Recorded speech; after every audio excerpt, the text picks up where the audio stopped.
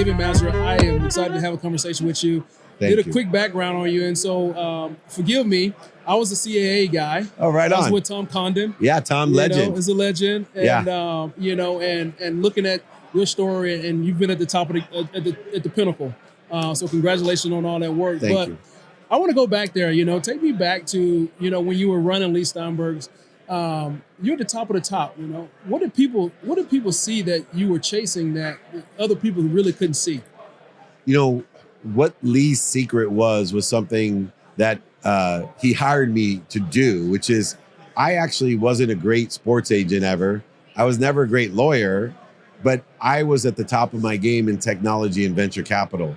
And in the early 2000s, Leigh, who's a visionary, he saw the future of sports and sports agency in technology and venture capital, not in actually representing the athlete. Right. And like everything else Leigh does, way ahead of his time, he was right. So I actually got hired into the position. Now that's the first lesson. The second was Leigh always saw sports as a backdrop where everybody would hit us up. Oh, I want to get a job in sports. I want to get a job in sports.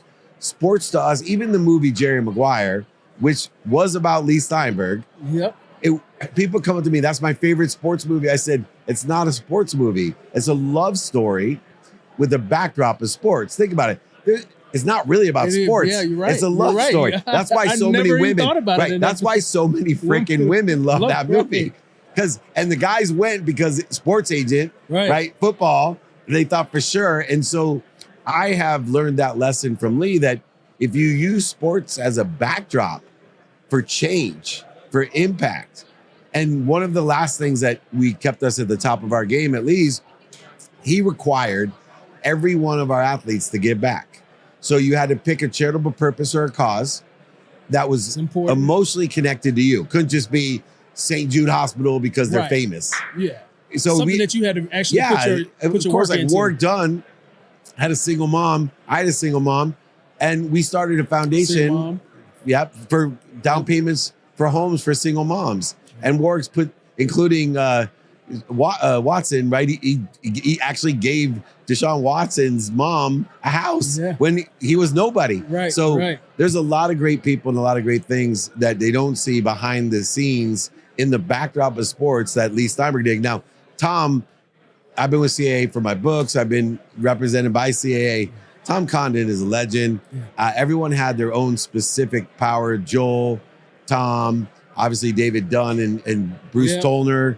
All those guys were great. There's only a few people I don't think were working for the best interests of their clients, but Tom definitely was. Yeah. Now, when you think about what's happening in the space right now with NIL, transfer portal, all those different aspects, what do you think is missing right now that is going to be, there's a lot of light being shed on a lot of different areas. What do you think is missing right now that we're really not paying attention to? Human nature. So history is missing. See, what everyone's doing, the same thing happens with AI, right? Everybody is looking at, okay, this is the NIL situation. Here's the impact. Here's the outcome. Human nature never changes. And so what's missing right now is we're not looking at the human nature. Most of the things that are going on today happened before on the back porch. Right. Now it's happening on the front porch, except for the transfer portal. Right. They tried to squeeze their way around it, but it very rarely could. That one, you have to go back in history and look at human nature and what's going to happen to these kids. And I think if we study human nature and look for the clues and the patterns of when you put children into these circumstances, 7th graders, 8th graders, 10th graders, 11th graders, what has happened so that we can help to avoid the mistakes of the past by studying history.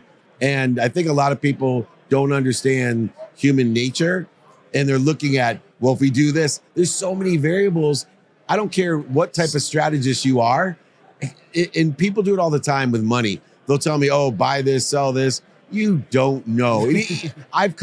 My favorite lesson from my mom, you're either humble or you're about to be, right? And the other day we were buying a property with my daughter and I said something really stupid to her. I'm like, you know what? It doesn't really matter if you lock in because there's no way interest rates are going up. Next thing you know, there's a war. Right. And here we go. Here we we go. go. It's the same thing with NIL. When you try, trust me, you come up with a well-developed plan, God's going to laugh at you. Yeah, so absolutely. you might as well be humble, study history, and just look at human nature, not these outcomes that you can't predict. What a great perspective. Human nature is all for the dawn of time. It's been the same. Exactly. So that's a great perspective. Doesn't change. Yeah. Human nature never changes. Absolutely. Well, I always like to kind of, with intangibles, think about, your upbringing. You've been at the pinnacle of this thing. And when you look back at your childhood, what was that drive? What was that thing, that family upbringing that made you, want to kind of take a path to get to the tip top of something? I'm a 58-year-old mama's boy. My mom passed 1 year ago. I'm going to get choked up. But my mom, she raised 6 kids on her own. 5 boys, 1 girl. All my siblings went to the Ivy Leagues, not even just the Ivy Leagues, but graduated summa cum laude. My mom helped women. When my dad left when I was 5, she couldn't get a credit card because men in the 70s had a cosign or she couldn't get a card. So here's the funny thing about my mom. I told this before she passed. I said, Mom, I don't think I've ever listened to your advice. I don't think I've ever listened to you, but I watched you. I watched you for 57 years, and I learned more by watching you. How you were able to give to everyone around you, to the Sunday school, second grade teacher. My mom packed my dinner for years in a paper bag, drove 6 kids around Akron, Ohio, filling up turnstiles at the convenience stores with greeting cards just so we could eat, and never took a dime from the family because she was going to take care of her kids herself, regardless of the circumstances. And she was going to make sure that all 6 of her children were good people. And I can hear it in your voice how special that was to be able to watch that, and it gives me hope.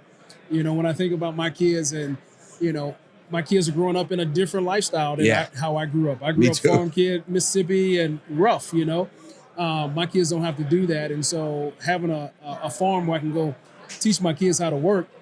Half the time they don't want to do anything, but at least they're seeing me continue on. They see me retire from football. Yeah, they gotta watch you. And starting a company and doing the work that I'm doing. And so that gives me hope that Let me give you watching 3 intangibles to raise children. I don't care what my kids do, but I ask them, no matter what they want to do, including gaming, did you do your best?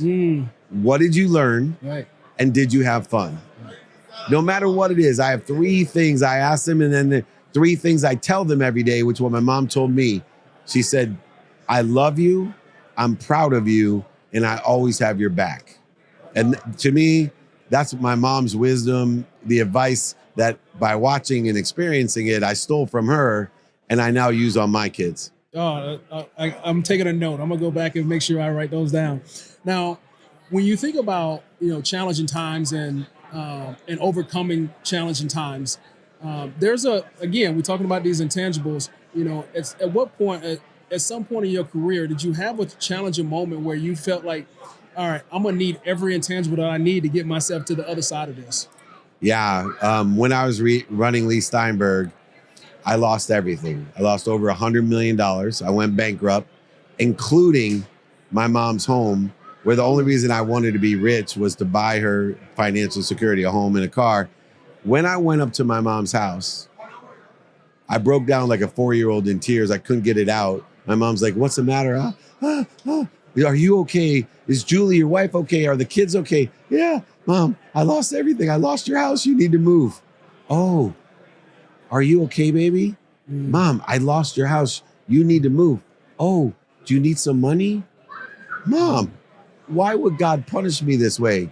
My mom changed my life. She said, David, God doesn't punish anyone.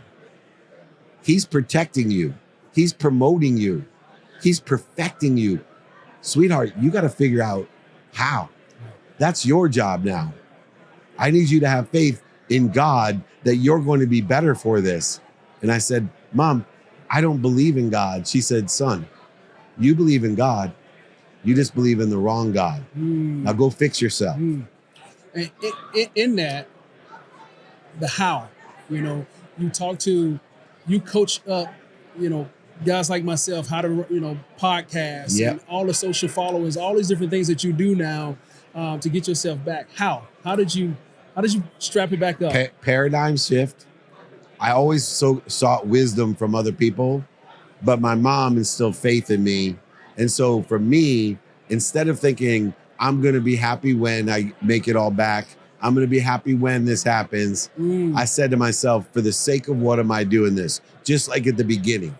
My mom said, take stock in who you are and who you want to become. And I know who I am. So I started every day by saying, I am happy. I am healthy. I am wealthy. I am worthy. What am I doing to interfere with it? Because I have someone bigger than me that loves me, and I got to figure out what I'm doing to interfere with the omniscient, all-powerful, all-knowing God that's protecting me. I must be interfering with it. So from day one, I started to look not at where I was going to go and when I was going to be happy, but for the sake of what am I doing this and what am I doing to interfere with what's already there? That's powerful. And it was not a long amount of time till I started getting back on my feet. And I am now here almost 19 years later. I make more money than I've ever had. I help more people than I ever dreamed of. I'm on a mission to empower over 1 billion people. And I enjoy my life in a level of happiness and fulfillment that I never imagined as well. David, that's powerful. I got 2 more questions Sure. for you as we start to wrap up here. In that same vein, when you think about your life and you think about your mom and you think about, making this transition to success, to failure, to back to success, if you had to go back and talk to your 17-year-old self, what would you say to her? Same thing I tell my 58, 18, 28, 38, 48, 58. Ask for help. We were talking about humility. I thought asking for help wasn't humble. But the fastest way to get to where you want to be is find someone that is already there and ask them for directions. Now, as much as somebody can give you directions, teach you those directions, or bring the most out of you to go and accelerate from A to B, also remember when you ask for help, make sure you're asking for help from the omniscient, all-powerful, because no matter who helps you, in order to get from A to B, it's a private lesson between you and God. Yes, it is. Yes, it is. Oh, all right, man, you're preaching over here. I got one more question for you. And I'm so fortunate to be able to sit here and have a conversation with you. I feel the same way. This PAX Pro Athletes community has been a tremendous blessing in my life. My last question for you, though, is when you think back to all those trying times and all the successes, what do you think those intangibles are? A couple intangibles that's made you who you are today. Well, I've been blessed to be around billionaires, millionaires, entrepreneurs, celebrities, athletes, and entertainers at the highest level. And there's one common intangible of everyone. It is the desire that you must be what you can be. It takes discipline and determination to another level called devotion. With the desire that you must be what you can be, you are now moving every day in a divine direction. So when there's no evidence or the evidence is contrary to where you want to be, it doesn't matter, because you have a desire that you must be what you can be, protected, promoted, loved, and perfected by something bigger than you that loves you more than your mom. Oh, David, man, this has been fantastic. Thank I you. really appreciate you joining me last minute. Heck yeah. This has been awesome. We'll do it again. Inspired by your story. Thank and you. look forward to staying in contact with you. Absolutely. Thank you for We'll do a joining lot me on together. Intangible Podcast. Appreciate it. My pleasure.